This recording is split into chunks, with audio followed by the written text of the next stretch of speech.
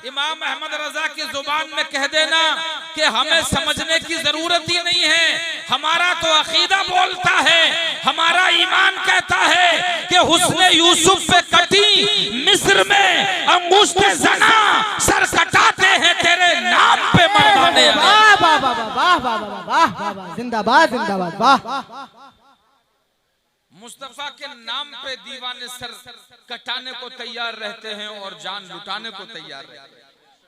तो आइए, मैंने आपको जुबान संस्कृत में मफहूम हदीस सुनाया, जुबान इंग्लिश में मफहूम हदीस सुनाया। अब तबीयत चाहती है क्यों ना उसी जुबान में बात कर लें जिस जुबान में सुनने वाला अली था और सुनाने वाला नबी था, जिस जुबान में सुनने वाला सिद्दीकों का इमाम और सुनाने वाला नबियों का इमाम, जिस जुबान में सुनने वाला शुजाअत का इमाम और सुनाने वाला अंबिया का इमाम, यानी वही जगह जिस जगह पे असहाब बैठे हैं, मुस्तफा जलवा फरमा है, गुले कुद्स की पत्तियों को जुम्बिश हुई, मेरे मुस्तफा ने फरमाया कालमल मुफलिस कालुल मुफलिसु फीना मन ला दिरहम लहु वला मता फकाल इन्नल मुफलिसा मिन उम्मती मन याती यौमल क़ियामह बिसलाति व सियामी व ज़काति व याती क़द शतम हाज़ा व क़ज़फ़ हाज़ा व अकल माल हाज़ा व सफ़क दम हाज़ा व ज़रब हाज़ा फयुता हाज़ा मिन हसनातिही व हाज़ा मिन हसनाती फ़इन फ़नयत हसनातुहु क़ब्ल अन युक़दम अलैहि उख़िज़ मिन ख़तायाहुम फ़तुरिहत अलैहि सुम्मा तुरिह फ़िन्नार। बेशक, सुभान अल्लाह, वाह वाह, बेशक। जरा ऊंची बोलो। अब आओ मेरे भाइयों, असल टॉपिक से वाबस्ता होता हूँ। इमाम हुसैन को 1384 साल हो गए, कितने? अब आओ इस ज़िमन में एक हिंदू शायर का नजरिया पेश करता हूँ, तवज्जो करिए। हिंदू शायर का नाम है बालाराम भोपाली। क्या नाम है? अब सुनो, मैं वो बात कहने जा रहा हूं। किसी ने कहा था कौम मुस्लिम को जरा बेदार तो हो लेने दो, हर कौम पुकारेगी हमारे हैं हुसैन। आइए आप जरा उस बात पर, उस नुक्ते पर तवज्जो करिए और आने वाला शेर सुनिए। शायर का नाम बालाराम भोपाली और इनसे पहले एक और शायर हैं प्रेमचंद्र माथुर लखनवी। उनका नजरिया इमाम हुसैन के बारे में सुनिए इमरान भाई। प्रेमचंद्र माथुर लखनवी कहते हैं हिंदू हैं, मुसलमान के मुकाबिल तो नहीं है, ईमान और इस्लाम के कायल तो नहीं है, गुमराह और बददीन सही, लेकिन है माथुर सद शुक्र के शब्बीर के कातिल तो नहीं है।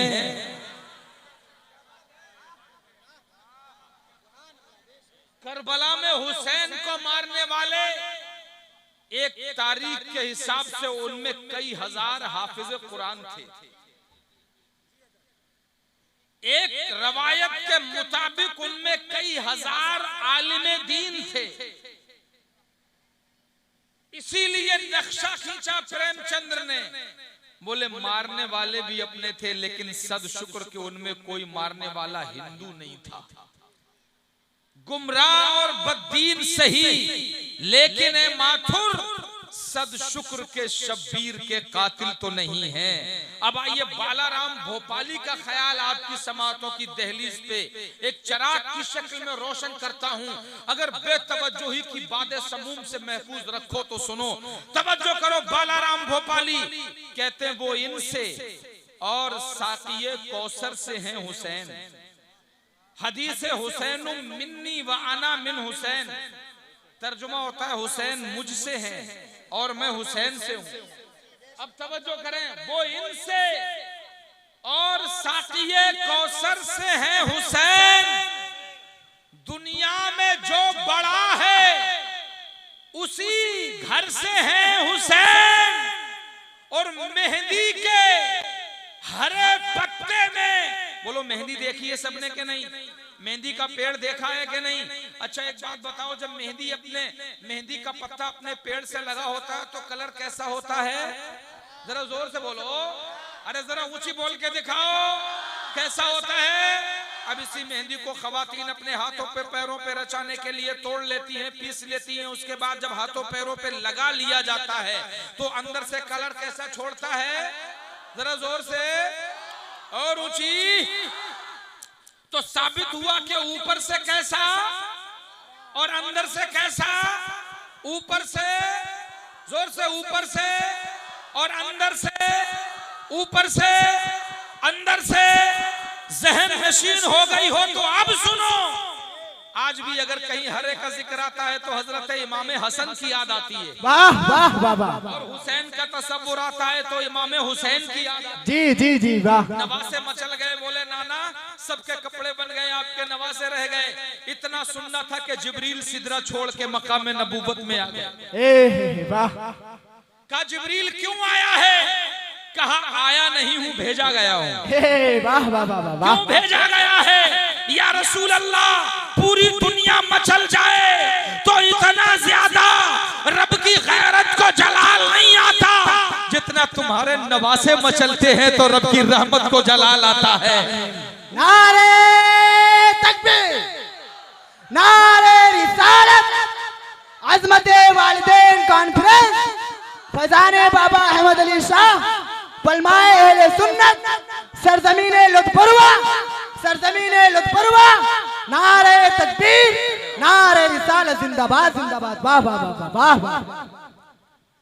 या रसूल अल्लाह आया नहीं हूँ, भेजा गया है। क्यों भेजा गया है? कहा आपके नवासों ने जोड़े की कपड़ों की ख्वाहिश की है, रब ने मुझे भेजा है। बस ये पूछने के कलर कौन सा पसंद है। मेरे मुस्तफा ने अपने नवासे हसन से पूछा, बेटा बताओ कलर कौन सा चाहिए? बोले हुजूर मुझे हरा रंग पसंद है। क्या अर्ज की? हरा रंग पसंद है। मुस्तफा जाने रहमत मुस्कुरा दिए। आकाए दो आलम ने हुसैन की तरफ तवज्जो की, बेटा तुम्हें कौन सा चाहिए? हजरत हुसैन ने अर्ज की, हुजूर मुझे तो लाल कलर चाहिए। मुस्तफा जाने रहमत की आंखें मुस्कुरा रही थी, अचानक आंसुओं से भीग गईं। आंखें पलके मुबारक आंसुओं के बोझ से थोड़ा सा झुकी। जिब्रील ने अर्ज की, हुजूर ये राज आप जानते हैं या आपका खुदा जानता है? मैं तो मीडिएटर हूँ, मैं तो पैगाम लाने वाला हूँ, इस राज से मुझे भी आगाह किया जाए। मुस्तफा ने फरमाया कि नवासे की ख्वाहिश बता रही है कि इसको करबला के मैदान में खून बहा करके शहीद कर दिया जाएगा। मेरे मुस्तफा ने लेकिन कहा कि जिब्रील जो भी हो लाओ इनकी पसंद के जोड़े। जोड़े आ गए तो पता लगा कि हरे को पसंद किया हजरत इमाम हसन ने और लाल को पसंद किया हजरत हुसैन ने। और मेहंदी का पत्ता है बालाराम भोपाली के शेर का इस्तिआरा, और इन्होंने इन दोनों रंगों को मेहंदी के पत्ते में बंद करके समझाया। अब सुनो, बोले वो इनसे और साकिए कौसर से है हुसैन, दुनिया में जो बड़ा है उसी घर से है हुसैन। मेहंदी के हरे पत्ते में ये राज बंद है, अजी ऊपर से ये हसन है तो अंदर से है हुसैन। नारे तकबीर, नारे रिसालत, अज़मते वालिदैन कॉन्फ्रेंस, फैज़ाने बाबा अहमद अली शाह, नारे तकबीर, नारे रिसालत, जिंदाबाद जिंदाबाद। बोलो बात समझ में आई कि नहीं? अरे खड़े रहो यार, बहुत देर हो गई बैठे हुए। खड़े होकर तकरीर सुनो, खड़े होकर तकरीर सुनो। मुझे एक बात बताओ मेरे भाइयों, चौथे दादा का नाम अगर किसी से पूछ लिया जाए तो मालूम नहीं, और हुसैन का नाम उस बच्चे से पूछना जो बोलना भी नहीं जानता।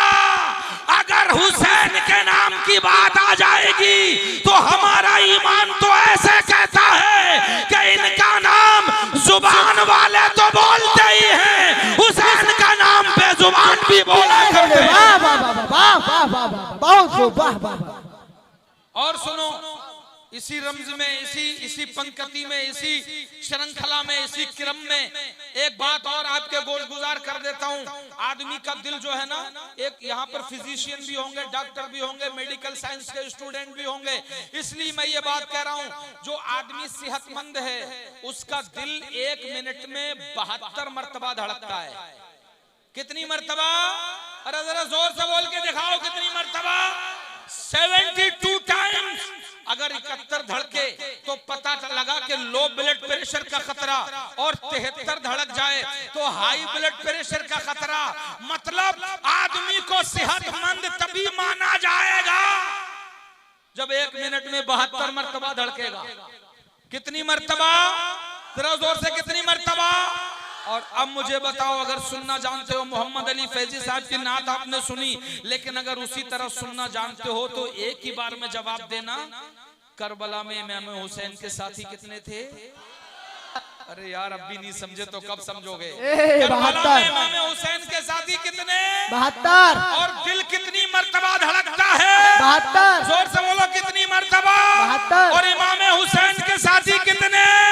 तो मान लो कि करबला इंसान के सीने में यूं रख दी गई, 1 मिनट में दिल धड़कता है 72 मरतबा। नारे तकबीर, नारे रिसालत, जश्न मिलादुन नबी, अज़मत वालिदैन कॉन्फ्रेंस, हजरत अल्लामा मौलाना मुफ्ती एहसानुल हक चतुर्वेदी साहब किबला, उलमाए अहले सुन्नत, सरजमीन लुत्फरुआ, नारे तकबीर, नारे रिसालत, जिंदाबाद जिंदाबाद। अब इसकी बारीकियां समझा दूं, अब बैठ जाओ, थोड़ी बारीकियां भी समझ लो ताकि सिर्फ बात जज्बाती ना हो। 1 मिनट में दिल धड़कता है 72 मरतबा। लोग कहते हैं नाना का जिक्र नहीं होने देंगे, नवासे का जिक्र नहीं होने देंगे, मगर तवज्जो करिएगा मेरे भाइयों, जिक्र के लिए जुबान जरूरी है। अरे जोर से बोलो, बोलो, जुबान जरूरी है जिक्र के लिए। अगर आप किसी का नाम लेना चाहें तो जुबान होना चाहिए, बोलती हुई जुबान होनी चाहिए। और अगर जुबान, एक तो जिक्र रोकने का तरीका ये है कि चलती हुई जुबान रोक दी जाए, और एक तरीका ये है कि जुबान को चलने ही ना दिया जाए। 2 तरीके। तो एक बोला, हम नबी का जिक्र नहीं होने देंगे, और जब नबी का नहीं होने देंगे तो हुसैन का भी नहीं होने देंगे।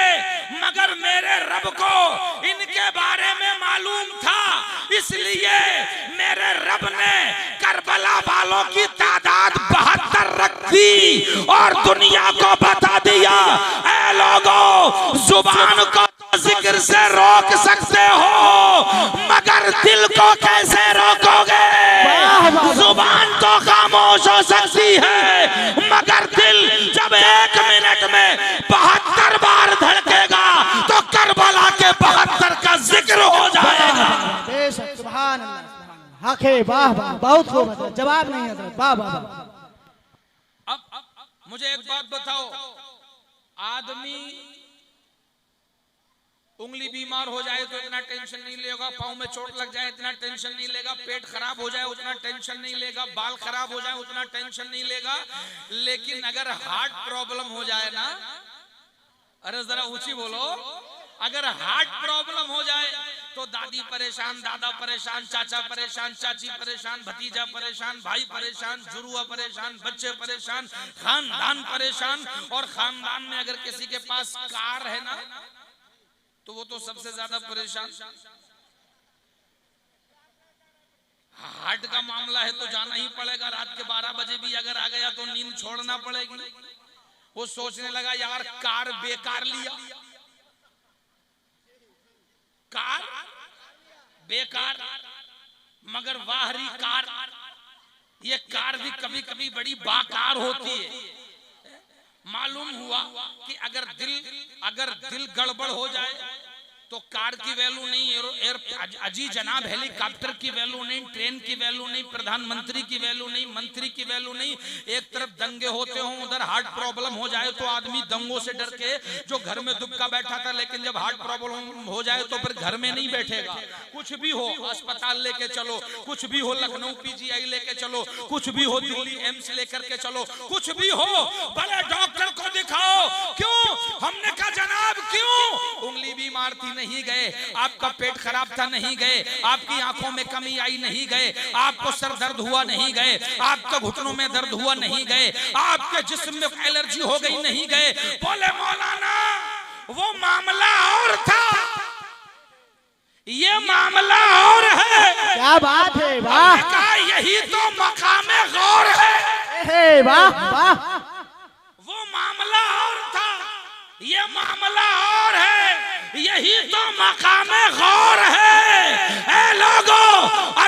दिल बिगड़ जाए तो पूरे खानदान का मिजाज बिगड़ जाता है। यानी दिल को हर हालत में ठीक रखना है तो मान लो, अगर दिल को ठीक रखना है तो करबला वालों के सदक़े में ही ठीक रह सकता है। इसलिए कि जुबान तो चुप हो जाती है मगर दिल 24 घंटे 1 मिनट में 72 मरतबा धड़क के करबला वालों का जिक्र करता है। वाह वाह वाह वाह, जिंदाबाद जिंदाबाद, वाह वाह वाह वाह, बहुत खूब हजरत, वाह वाह। बोलो बात समझ में आ रही है कि नहीं? जी बिल्कुल। तो दिल की जिंदगी ओरिजिनल जिंदगी है और जिक्र हुसैन जुबान तो छोड़ सकती है मगर दिल नहीं छोड़ सकती। जोर से बोलो दिल। अच्छा जुबान बंद हो जाए तो क्या आदमी मर जाता है? जोर से बोलो। हाथ पांव चलना बंद हो जाए तो क्या आदमी मर जाएगा? अगर आदमी का पेशाब निकलना बंद हो जाए तो क्या आदमी मर जाएगा? भाई बहुत से रास्ते हैं, उसके लिए डॉक्टर नलकी लगा देते हैं, बाईपास कर देते हैं, बहुत से रास्ते हैं। लेकिन अगर दिल बंद हो जाए तो, जोर से, दिल बंद हो जाए तो मामला खत्म। बस अगर इमाम हुसैन को समझना है तो यहीं से समझ लो। जी जी जी जी बिल्कुल। दिल बंद हो जाए तो जिंदगी खत्म और दिल 72 मरतबा धड़कता है करबला वालों के सदक़े। बेशक, सुभान अल्लाह। तो इसका मतलब क्या हुआ?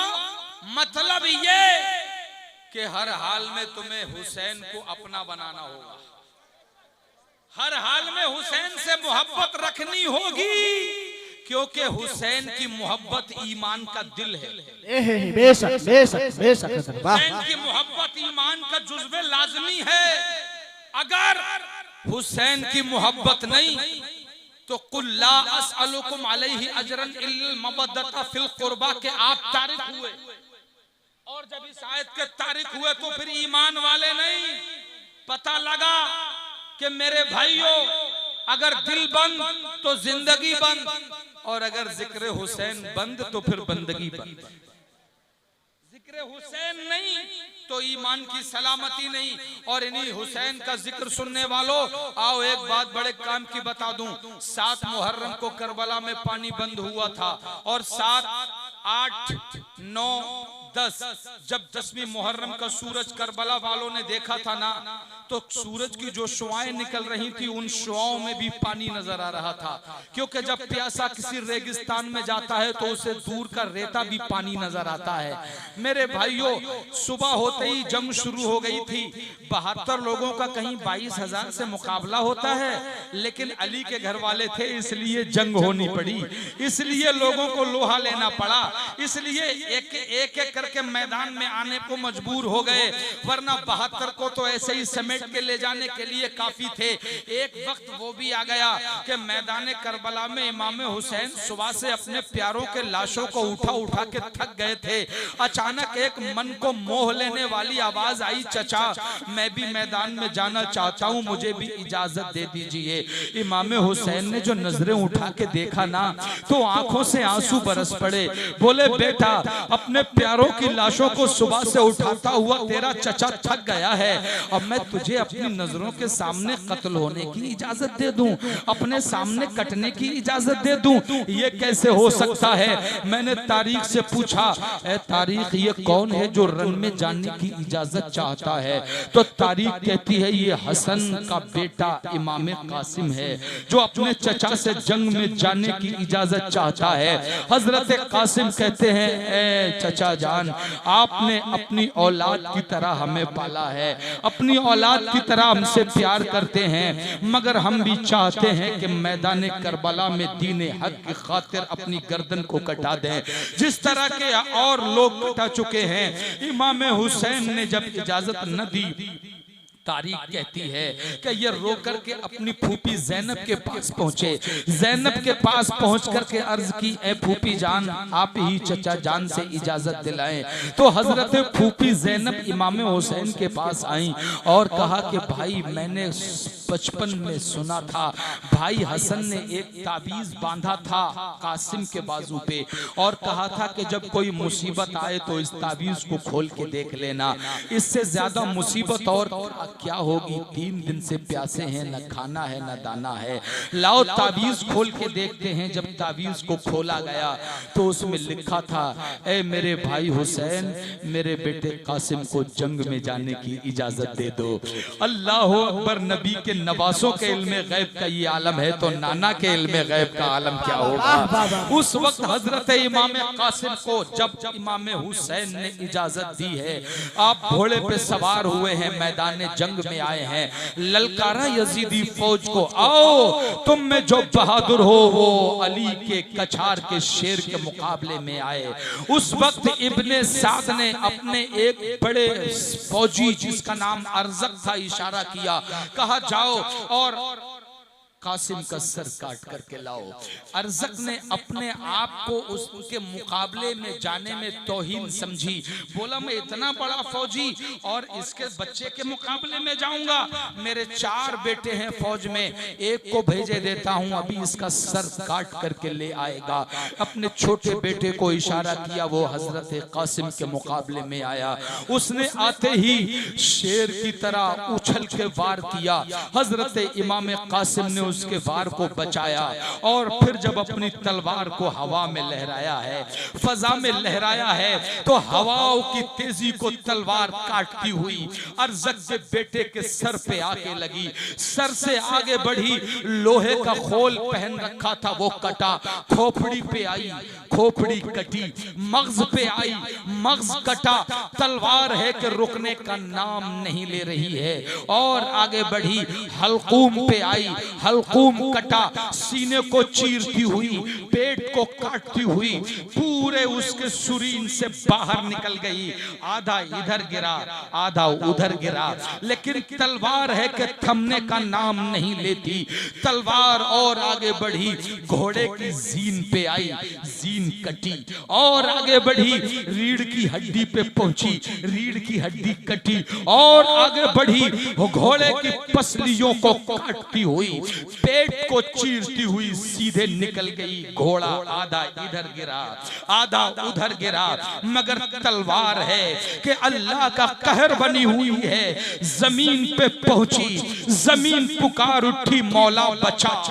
अली के कछार का शेर आज जलाल में है, कहीं ऐसा ना हो कि मैं इस जलाल को बर्दाश्त न कर पाऊं और हमेशा के लिए बांझ हो जाऊं। अल्लाह अकबर। हजरत कासिम की तलवार वापस आई है। उधर उस अर्जक के दूसरे बेटे ने अपने भाई के इस अंजाम को देखा तो अपने ही आप घोड़े को एड़ लगा दी और मैदान जंग में आ गया। उसने आते ही हजरत कासिम को गालियां देना शुरू कर दी, लेकिन हुसैन का भतीजा बोलता है, गाली देना तेरा काम है और तलवार से फैसला कर देना मेरा काम है। आप मैदान में आगे बढ़। उसने भी जचा तुला वार किया, मगर हुसैन के भतीजे ने वार को बेकार कर दिया और जो पलट करके अपनी तलवार को घुमा के जो वार किया है, तारीख कहती है ऐसा लगता था कि जैसे खीरा था, आधा कट के इधर गिर गया, आधा कट के उधर गिर गया। तीसरे बेटे ने अपने भाइयों का ये अंजाम देखा, वो भी मैदान में आया, उसको भी हुसैन के भतीजे ने काट के रख दिया। चौथा बेटा आया, उसे भी काट के रख दिया। आखिर में वही अर्जक जो शाम का मशहूर पहलवान था, मस्त हाथी की तरह झूमता हुआ मैदान में आ गया और आके पे दर पे वार किए। ऐ कासिम, तू कल का बच्चा है, मुझे जानता नहीं, मेरे 4 बेटों को तूने कत्ल कर दिया, अब मैं तुझे ऐसा मजा चखाऊंगा कि दुनिया तुझे देख करके तरस उठेगी। हजरत इमाम कासिम ने कहा कि डींगे मारना हमारा काम नहीं है, हम तो नबी के घर वाले हैं, हम तो जो करना होता है कर ही देते हैं, तू अपना काम कर, फिर तुझे हम बताएंगे कि अली वाले अपना काम कैसे करते हैं। अर्जक अपने बफरे हुए शेर की तरह आया, अपनी तलवार को फजाओं में लहराया, हजरत इमाम कासिम पे वार किया। हजरत इमाम कासिम ने तलवार के वार को बचाकर जो जचा तुला वार अर्जक पे किया है, बड़ा नामी गिरामी पहलवान था, बड़े पैतरे से दांव को बचा गया। अब हजरत कासिम ने सोचा कि अल हर्बो खुदअतुन के उसूल के तहत जंगी चाल चली जाए। हजरत कासिम ने कहा, ऐ अरज़क, इतना बड़ा पहलवान, और मैं तो समझता था तुझे घोड़े की जीन बांधने का सलीका होगा, मगर अफसोस कि तुझे जीन बांधना भी नहीं आता। इतना सुना था तो शर्मिंदा हुआ और झुक हेलो झुक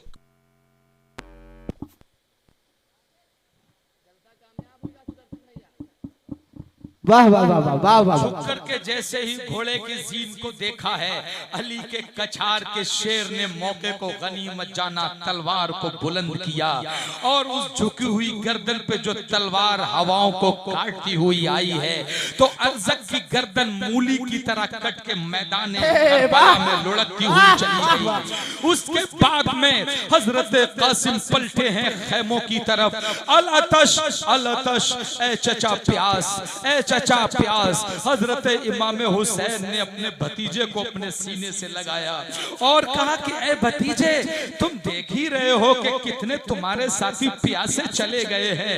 ए बेटा, पानी होता तो तुम्हें जरूर मिलता, अब शायद तुम्हारे मुकद्दर में कौसर का जाम नाना लिए खड़े हैं। ए बेटे, अब हमें शायद कौसर ही पीना नसीब होगा। हजरत इमाम कासिम अपने चचा को सलाम करके दोबारा मैदान में पलटे हैं और जैसे ही मैदान जंग में वापस आए हैं तो इब्ने साद जो कमांड कर रहा था उसने कहा कि ओ नालायकों, क्या देखते हो, मिस्र के इतने बड़े पहलवान को ये चंद दिन के जवान ने मार गिराया। अगर एक एक करके इसके मुकाबले में जाओगे तो ये सबको मार के खत्म कर देगा। एक ही बार में इसको घेर लो और एक ही बार में खत्म कर दो।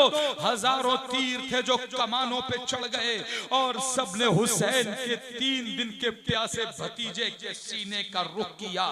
हजारों तीर निकले और इस मजलूम कासिम के सीने में आकर के बेबस हो गए।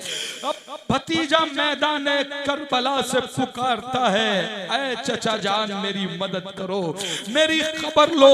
हुसैन जो सुबह से ही लाशें उठाते उठाते थक गए थे, अपने थके हुए बदन को लेकर के भागे हैं करबला में।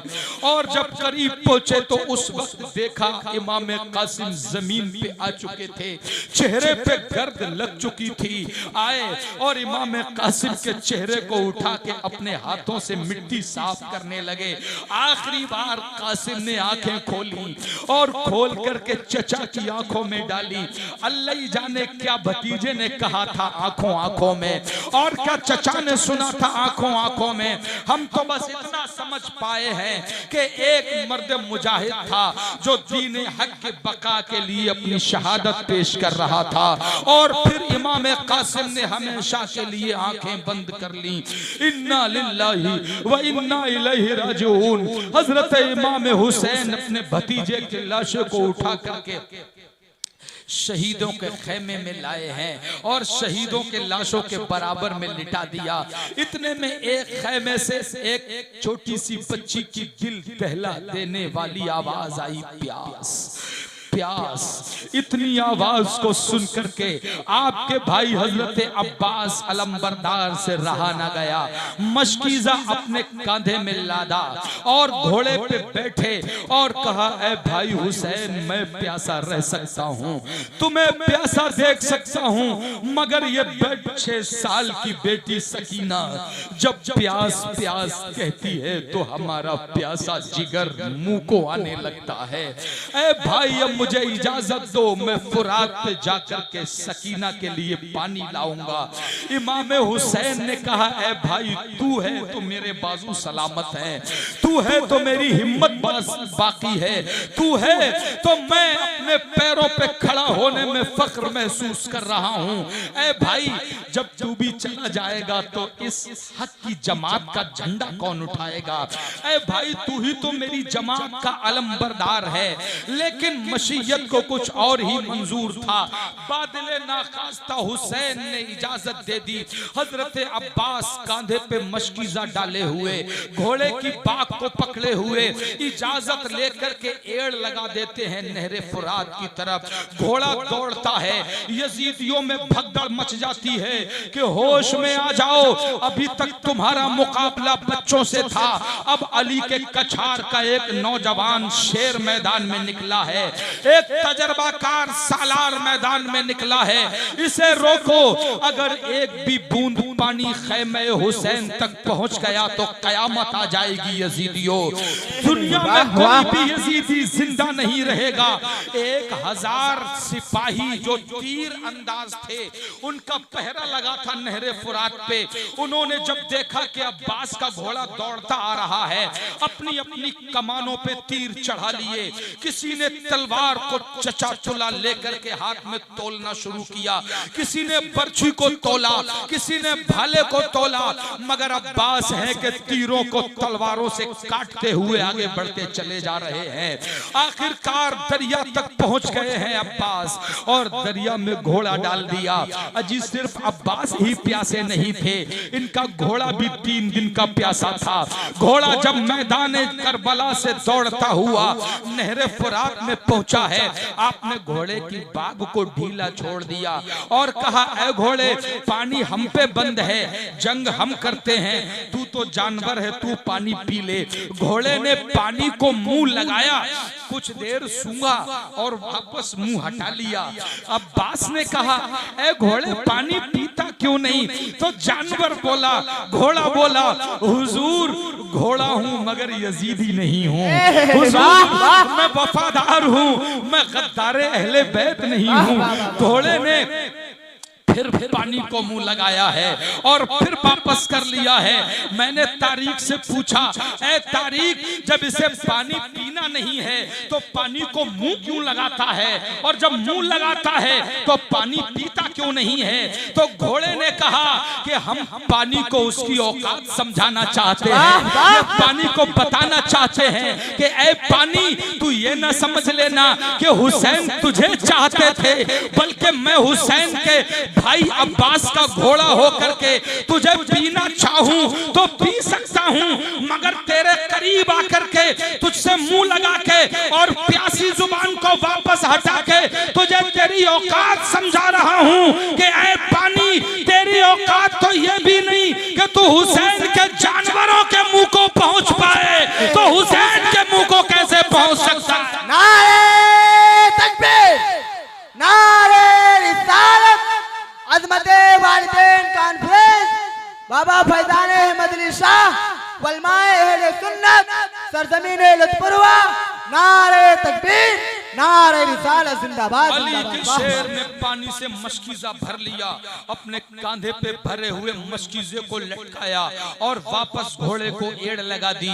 घोड़ा नहरे फिरात से निकला और खैमों की तरफ दौड़ा। यजीदियों में हलचल हो गई। बोले, अगर एक भी बूंद पानी पहुंच गया तो समझ लेना यजीदियों तुम्हारी नस्लों को बचाने वाला नहीं होगा। लोगों में हलचल मची। कितने तीर थे जो करबला के मैदान में इस प्यासे शहसवार के मशकीजे का निशाना लेकर के चले हैं। एक तीर आया, मशकीजा जो खाल का बना हुआ होता था उसमें लगा, छेद हो गया, सारा पानी बाहर आ गया। एक यजीदी आगे बढ़ा, उसने इमाम अब्बास अलमबरदार के दाहिने हाथ पे तलवार मारी। दाहिना हाथ अलग होकर के गिर गया है करबला में। फिर दूसरे हाथ पे तलवार मारी, वो हाथ भी कट के अलग होके गिर गया। उसके बाद अब्बास ने मशकीजे को दांतों से पकड़ लिया। एक बदबख्त ने मुंह का निशाना लेकर के तीर चलाया तो तीर हजरत अब्बास के मुंह में आके लगा। दांतों को शहीद करता हुआ हल्क में बेबस्त हो गया और लोग आगे बढ़े। किसी ने बर्छी मारी, किसी ने तलवार मारी, किसी ने नेजा मारा। हजरत अब्बास अलमबरदार के घोड़े को जख्मी कर दिया। घोड़ा गिरा, हजरत अब्बास नीचे तशरीफ लाए। एक ही आवाज ए भाई हुसैन मेरी मदद को पहुंचो, ए भाई हुसैन मेरी खबर लो।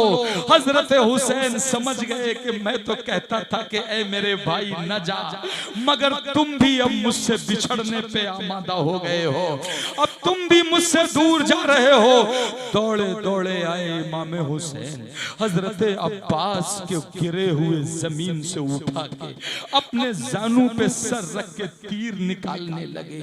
इतने में हजरत अब्बास की रूह कफ़से उनसरी से परवाज कर गई।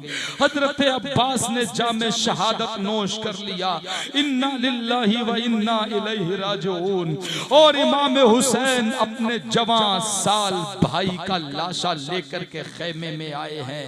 आपने खेमों के लाशों के बीच में अपने भाई का लाशा लिटाया तो इतने में सकीना को किसी ने बताया कि चचा अब्बास आ गए हैं। तो सकीना जो उधर अपने चचा का इंतजार कर रही थी, जो पानी का इंतजार कर रही थी, वो भी दौड़ी दौड़ी आई और अपने चचा अब्बास के सरहाने बैठ के बालों में हाथ फिराने लगी और कहने लगी, ए चचा थक गए हो, बहुत दूर पानी लेने गए थे ना, थक गए हो, कोई बात नहीं, मैं समझती हूँ कि थकान के बाद लोग आराम करते हैं, ए चचा सो लो, उसके बाद मैं पानी पी लूंगी। लेकिन जब सकीना के छोटी छोटी उंगलियों में बालों में से खून लग के आया तो सकीना अगरचे बच्ची थी मगर खून का मतलब समझती थी। पूछ बैठी, ये खून कैसा है? ए चचा आपके सर में खून लगा हुआ है, आपको कहीं चोट लगी है, आपको किसी ने चोट पहुंचाई है, आपको किसी ने मारा है? ए चचा बोलते क्यों नहीं? ए चचा आपकी आवाज को क्या हो गया? अब बच्चे का दिल ही कितना सा होता है। धीरे धीरे हकीकत खुलती गई। किसी ने कान में कह दिया, ए सकीना तेरा चचा अब नहीं बोलेगा, तेरा चचा इंतकाल कर गया है। एक बच्ची थी जिसकी सदा करबला में गूंज रही थी। अब बच्ची के जुमले सुनो मेरे भाइयों, अपनी आंखों को अगर रोने से रोक सकते हो तो रोक के दिखाओ। सकीना कहती है, ए चचा मुझे क्या मालूम था कि एक चुल्लू पानी की कीमत तुम्हारी जान होगी। ए चचा पलट के आ जाओ, एक बार बोल जाओ मुझसे गलती हुई है, एक बार बोल जाओ अब मैं दोबारा तुमसे कभी पानी नहीं मांगूंगी। ए चचा एक बार मुझे जवाब दे दो, अब मैं तुम्हें पानी के लिए नहीं कहूंगी। उस बच्ची के ये मासूम लफ्ज सुनकर के करबला में एक सख्ता तारी हो गया। बीबियों की जुबान से चीखें निकल गई और सकीना को लेकर के लोग एक तरफ गए हैं मगर सकीना पछाड़े मार के रो रही है कि मुझे मेरे चचा से बात करना है, मुझे मेरे चचा से बात करने दो। आखिर करबला में सफे मातम बिछी हुई है। जैसे तैसे सकीना को खामोश करके समझाया गया कि बेटी जो एक बार दुनिया छोड़ जाते हैं वो बोला नहीं करते, उनकी आवाज सुनाई नहीं देती। इतने में एक तनुमन नौजवान जिसके चेहरे पे शबाब निखर रहा है सामने आकर के खड़ा हो गया। अब्बा जान भाई कासिम चले गए, चचा अब्बास चले गए और नो मोहम्मद चले गए। अब अगर मैं न गया तो नाना जान को क्या मुंह दिखाऊंगा। हजरत हुसैन जो पहले से ही लाशों को ढो ढो करके थक चुके थे, उन्होंने देखा तो सामने जवान उम्र का बेटा खड़ा हुआ था। हुसैन इजाजत मांगने का मतलब समझते थे कि बेटा मेरी नजरों के सामने कटना चाहता है, मेरी नजरों के सामने कत्ल होना चाहता है। अरे जरा सोच के तो देखो लुत्फपुरवा वालों, जिसका बेटा जवान हो और बड़ी उम्मीदें बड़ी तमन्नाएं जिसके लिए की गई हों, उसको नजरों के सामने कटता हुआ कौन देख सकता है। मगर मशीयत को कुछ और ही मंजूर था। बादल नाखास्ता मेरे हुसैन ने अपने जवान साला बेटे को रन में जाने की इजाजत दे दी। हजरत अली अकबर अब मैदान जंग में आए हैं। जैसे ही आप मैदान जंग में आए, शिम्र बोला, अरे बदबख्तो इसको घेर क्यों नहीं लेते? तुम लोगों ने अपनी अपनी तलवारें नियाम में क्यों डालनी? क्यों तुमने अपने चढ़े हुए तीरों को कमान के चिल्लों से बाहर निकाल लिया? तो यजीद यजीदी लश्कर बोला, बोलो ऐ इब्ने साद, ऐ शिम्र, हम हुसैन से जंग कर सकते हैं मगर रसूलुल्लाह से जंग नहीं कर सकते। नबी से कौन जंग कर सकता है? तो इब्ने साद बोला, तुम्हें नबी कहाँ नजर आ रहे हैं, कहाँ रसूलुल्लाह नजर आ रहे हैं? कहा देखो ना सामने ये चेहरा किसका है, ये तो रसूलुल्लाह खुद मैदान, ये तो नबी खुद मैदान जंग में आ गए हैं। इब्ने साद ने कहा कि ऐ यजीदियो, तुम्हें गलत फहमी हुई है, ये रसूलुल्लाह नहीं, ये हम शबीह पैगंबर हुसैन के बेटे अली अकबर हैं। तारीख कहती है कि अली अकबर का चेहरा बिल्कुल मुस्तफा के चेहरे से मिलता जुलता था। अल्लाह अकबर। यजीदियों को जब ये पता लगा कि ये नबी नहीं है तो दोबारा से अपनी तलवारों को सीधा किया, अपने चिल्ले के कमान के चिल्लों पे तीरों को रखा और कहा कि इससे पहले हाशमी खून के जौहर देख चुके हो, अब भी अगर एक एक करके जाओगे तो सब मारे जाओगे। हजरत अली अकबर हुसैन के बेटे ने कई मर्तबा लोगों को बुलाया मगर किसी की हिम्मत नहीं होती थी कि करबला में हुसैन के बेटे के सामने जाए। आखिर जब कोई मैदान में नहीं निकला तो अली अकबर की बहादुरी और हिम्मत देखिए, खुद ही दुश्मन की सफ में घुस गए और इधर उसे निकलते हैं तो सफे इधर उलट देते हैं, बाईं तरफ जाते हैं तो सफों को बाईं तरफ उलटते चले जाते हैं। जिधर से अली अकबर का घोड़ा दौड़ रहा है, यजीदी भेड़ और बकरी की तरह आगे आगे भागते चले जा रहे हैं। आखिरकार जब कई एक को वासिले जहन्नम कर दिया तो शिम्र चीख के बोला, अरे बेवकूफो, एक एक करके तो ये सबको मार देगा, एक ही बार घेर लो, हमला करो। तो जाकर के उन्होंने अपनी बर्छियों को सीधा करके अली अकबर पे हमला कर दिया। जब हजरत अली अकबर पे हमला हुआ, कई तलवारें चली, कई तीर चले और अली का लाडला हजरत इमाम हुसैन का नूरे नजर खाको खून में गलताओं पे चीता जमीन पे तशरीफ लाया। जब अली अकबर जमीन पे तशरीफ लाए तो किसी ने भाग करके एक बर्छी हजरत अली अकबर के सीने में मार दी, जो सीधे दिल में जाकर के बेबस हो गई। आवाज दी, या अबाहु अदरिकनी, या अबाहु अदरिकनी, ऐ अब्बा मेरी खबर लीजिए। हुसैन समझ गए कि मेरा बेटा अली अकबर भी अब दुनिया छोड़ के जा रहा है। करबला में दौड़े दौड़े हुसैन आए, अपने जवा साला बेटे अली अकबर को अपनी नजरों के सामने तड़पता हुआ देख रहे हैं। अली अकबर ने जुबान खोल रखी है, वो जुबान जो 3 दिन की प्यासी है, सूख के कांटा हो गई है, लेकिन उस जुबान से भी खून के छींटे नजर आ रहे हैं, उस जुबान से भी खून टपक रहा है। हजरत हुसैन ने करीब आकर के अपने बेटे के सर को उठा के अपने जानू पे रखा, मिट्टी को चेहरे से साफ किया और फिर बेटे ने बाप की आंखों में आखिरी मर्तबा आंखें डाली। बेटे ने आंखों आंखों में कहा, अब्बा हमने नाना के दीन के लिए अपना खून दे दिया है।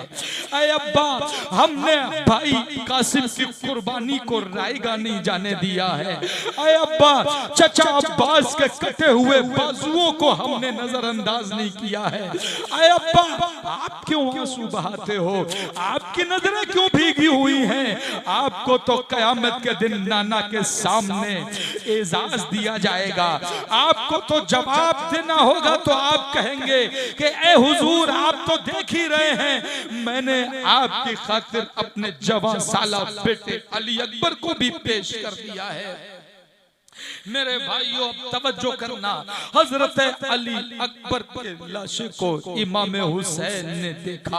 आखिरी बार इमाम अली अकबर ने आंखों को बंद किया, जामे शहादत नोश कर लिया। इन्ना लिल्लाहि व इन्ना इलैहि राजिऊन। मगर एक बाप ने जब अपने जवान बेटे के सीने में घुसी हुई बर्छी को देखा तो हर आदमी चाहता है कि मैं अपने भाई, अपने बेटे या अपने रिश्तेदार के जिस्म जिस्म में घुसी हुई किसी तकलीफ दे चीज को निकाल दूं। इमाम हुसैन ने उस बर्छी को खींचने की कोशिश की, मगर बर्छी दिल के पार निकल गई थी, निकलने का नाम नहीं लेती थी। आखिर हुसैन ने जोर से खींचा तो तारीख करबला कहती है कि एक बाप अपने बेटे के सीने से जब बर्छी खींच रहा था ना, तो उस वक्त सिर्फ बर्छी ही नहीं निकली, बल्कि अली अकबर के दिल का एक टुकड़ा भी बर्छी की नोक में उलझ करके बाहर आ गया।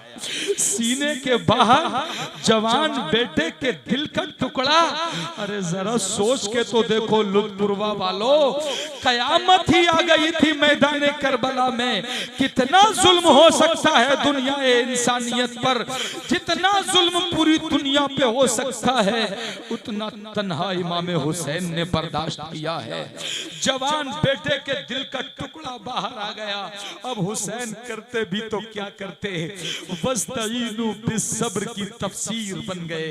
हजरत हुसैन ने सब्र के दामन को वहां थामा है जहां बड़े बड़े सब्र का दामन छोड़ देते हैं, जहां सब्र नहीं हो पाता।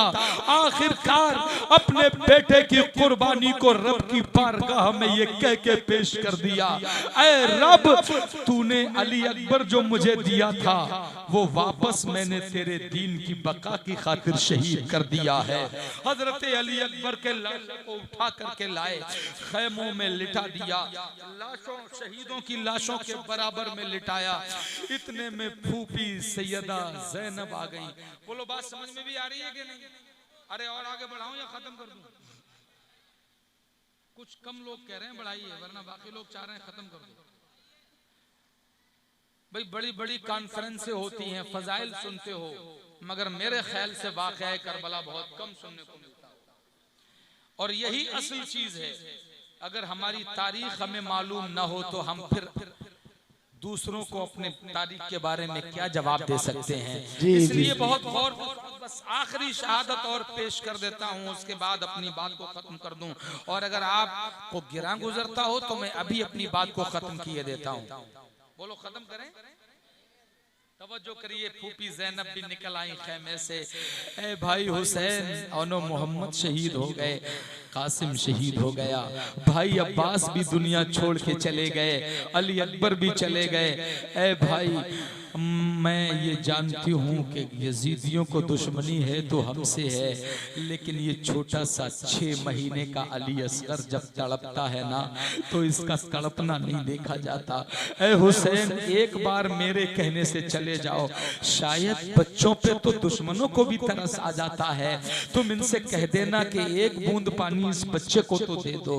देखो तो इसकी हलक सूख करके जुबान हलक से चिपक गई है, शायद बच्चे पे तरस आ जाए। 6 महीने के बच्चे को लेकर के हुसैन बोले, ए बहन ज़ैनब, मुझे मालूम है कि ये बच्चे पे भी तरस नहीं करेंगे, लेकिन तुम कहती हो तो मैं तुम्हारे कहने से चला जाता हूँ। हजरत इमाम हुसैन 6 महीने के अली असगर को लेकर के मैदान में आए हैं। याद रहे ये अली असगर हुसैन के सगे बेटे हैं, हुसैन की औलाद हैं। 6 महीने के बच्चे को करबला के मैदान में लाए, बोले ऐ यजीदियो, अगर दुश्मनी है तो हुसैन से है, पानी बंद करना है तो मुझ पे करो। 6 महीने के बच्चे से तो कोई एलर्जी नहीं होना चाहिए, चंद बूंद इसके हलक में टपका दो। अभी हुसैन इतना कहते ही जा रहे थे, इतने में करबला में एक अजली शकी, एक बदबख्त भी था जिसके कमान के चिल्ले पे एक तीर चढ़ गया। उसने एक तीर को हजरत अली असगर जो 6 महीने के बच्चे थे उनके हलक का निशाना लेकर के तीर छोड़ दिया। तीर हवाओं को चीरता, फजाओं को चीरता सीधे अली असगर के हलक में आकर के बेबस हो गया। वो हलक के जो 3 दिन का प्यासा है, वो हलक के जिसमें जुबान अब सूखने की वजह से चल नहीं पा रही है, जुबान भी अटक जा रही है। एक तीर आया और नन्हे से गले 6 महीने के बच्चे के गले की वैल्यू ही क्या होती है। नन्हे से गले में लगा तो तीर छेदता हुआ पूरा अंदर बैठ गया, और सिर्फ अंदर बैठा ही नहीं बल्कि गर्दन की हड्डी को तोड़ के बाहर निकल गया। तारीख तो यहाँ तक कहती है कि तीर बाहर निकल के इमाम हुसैन के बाजू में पेवस्त हो गया। अल्लाह अकबर। हुसैन ने किस सब्र से काम लिया होगा, किस हिम्मत का मुजाहिरा किया होगा। 6 महीने का बच्चा, दुश्मन उसके तीर मारे और प्यासा गला खून का फुब्बारा फेंक रहा है। हुसैन ने अपने बेटे के हलक से तीर खींच के फेंक दिया और दिल में कहते रहे, ए बहन, मैं न कहता था कि ये पानी नहीं देने वाले हैं। इनके दिमागों पे, इनके दिल पे गुरूर चढ़ा हुआ है, दौलत का नशा चढ़ा हुआ है। ये यजीदी ईमान बेच के आए हैं करबला में। मैं न कहता था। आखिर 6 महीने का बच्चा जो अभी बोलना भी नहीं जानता था, उसने अपने बाप की आंखों में आखिरी मर्तबा आंखें डाली। अब 6 महीने के बच्चे की जुबान या तो माँ समझती है या बाप समझता है। इसने आंखों आंखों में क्या कहा होगा। आखिरी बार जरा सोचो तो, तुम्हारी औलाद तुम्हारे सामने दम तोड़ती हो और तुम्हारी आंखों में देखने लगे। मेरे भाइयों, मैं तो यहाँ तक कहता हूँ, कुर्बानी के दिनों में जिस बकरे को तुम ज़िबा करते हो ना, वो बकरा जब ज़िबा होते टाइम तुम्हारी आंखों में देखता है, तो मैंने तो कई लोगों को रोते हुए देखा है। मैंने तो कई लोगों को आंसू बहाते देखा है कि यार बकरा कुर्बान हो गया, मगर उसकी आंखें हमारी ही तरफ थी, वो हमारी ही तरफ देख रहा था। एक बकरे की कुर्बानी पे रोने वालों, मुझे ईमानदारी से बताना, हुसैन की गोद में बकरा नहीं था, जान का टुकड़ा था। हुसैन की गोद में सगी औलाद थी, हुसैन की गोद में अपना बच्चा था, और वो भी 3 दिन का प्यासा था। उस बच्चे ने जब आखिरी मर्तबा दम तोड़ते टाइम अपने बाप हुसैन से नजर मिलाई होगी, तो हुसैन ने उसकी नजर को कैसे बर्दाश्त किया होगा, कैसे उस वक्त अपने आप को संभाला होगा। आखिरकार जो चुल्लू भर खून हजरत अली असगर के हुलकूम से निकला, वो तीर निकालने के बाद हुसैन ने वो खून अपने चुल्लू में भर लिया और नजरें आसमान की तरफ की। आसमान हाथ जोड़ के बोला, हुसैन तुम बर्दाश्त कर गए, मेरे बस की बात नहीं है मैं इस गम को बर्दाश्त कर सकूं। हुसैन ने जमीन की तरफ देखा तो जमीन भी सलाम कहने लगी। हुसैन तेरी जुर्रत को सलाम है, हुसैन तेरी हिम्मत को सलाम है। ऐ हुसैन, जिस गम को तूने बर्दाश्त किया है, ये धरती उसको बर्दाश्त नहीं कर सकती। अल्लाह अल्लाह, अगर मेरी तरफ डाल दिया तो हुसैन कयामत तक एक भी सब्जा नहीं उग सकेगा। हजरत हुसैन ने आखिरकार वो खून अपने चेहरे पे मल लिया और आखिरी बार अपने बेटे के कान में सरगोशी में कहा, है बेटा घबरा नहीं, कयामत के मैदान में हुसैन तेरे खून के साथ दावा करेगा, तेरे खून के साथ नाना की बारगाह में हाजिर होगा। करबला की तारीख कहती है, यके बाद दीगरे एक एक जानिसार शहादत का जाम पीते रहे। जब कोई नहीं बचा तो हजरत इमाम हुसैन अकेले तन्हा मैदान में खड़े हैं। हजरत ज़ैनब ने इमाम हुसैन से कहा, ए भाई जब कासिम गए थे तो तुमने रुखसत किया था, अब्बास गए थे तो तुमने रुखसत किया था, अबनो मोहम्मद को तुमने रुखसत किया था, अली अकबर को तुमने रुखसत किया था। ए भाई दिल थोड़ा न कर, जब तू जाएगा तो तुझे मैं रुखसत करूंगी, तुझे मैं शहादत का दूल्हा बनाऊंगी। शहादत का दूल्हा बनाने के लिए हजरत ज़ैनब ने अपने भाई हुसैन के सर पे अमामा बांधना शुरू किया। जब अमामा बांधा तो बालों पे नजर पड़ गई। कहा, ए भाई ये क्या मैं देख रही हूँ? कहा, क्या हुआ? कहा, भाई कल तक तुम्हारे सारे बाल काले थे, एक दिन में सफेद हो गए, पूरे सर के बाल सफेद। तारीख करबला कहती है कि हुसैन का सर 24 घंटे में आधे से ज्यादा सफेद हो गया था, वो गम हुसैन की जात ने उठाया है। करबला के मैदान में हजरत इमाम हुसैन को दूल्हा बना रही हैं उनकी बहन ज़ैनब। आखिर आपके सर पे अमामे मुस्तफा बांधा, हाथ में तलवार जुल्फिकार हैदरी पकड़ा दी, मुस्तफा का पटका कमर में बांधा, अल्लाहु अकबर, और कहा ऐ भाई अब आखिरी सलाम, ऐ भाई अलविदा, हो सकता है कि अब कयामत में मुलाकात हो, ऐ भाई आखिरी सलाम लेता जा, ऐ मेरी माँ जाया भाई, बचपन में मैं तेरे साथ खेली हूँ, तेरा मेरा बचपन साथ साथ गुजरा है, ऐ मेरे भाई ये पता नहीं था कि दुनिया में ऐसा भी टाइम आ जाएगा कि साथ खेलने वाली बहन एक दिन तुझे मौत के मुंह में जाने के लिए रुखसत करेगी। ए भाई अब आखिरी सलाम हो गया, अगर हिम्मत है ए मेरे भाई अब मुड़ के मेरी तरफ न देखना, वरना मेरे जिस्म से कोई रुआं ऐसा नहीं बचेगा जिससे आह नहीं निकल जाएगी। ए भाई मैंने और तूने मिलके भतीजों की लाशों को उठाया है, मैंने और तूने मिलके भाई की लाशों को उठाया है।